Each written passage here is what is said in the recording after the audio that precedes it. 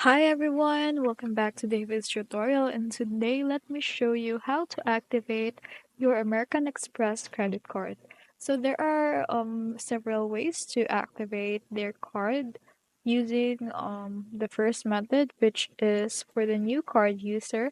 Just download their American Express application, enter your card details, and create a user ID and password. Set up a PIN of your choice if not already set and navigate into activating your card.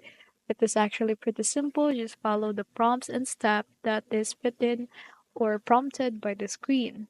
Another way is to register for online services at this link right here, which is the americanexpress.com/in/activate. Now set a PIN of your choice if not already set and activate your card and download the American Express to manage your card account.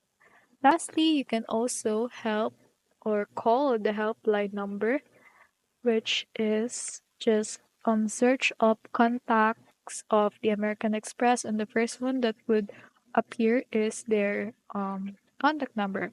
So for this one is that there are categories of which card and their contacts will be displayed.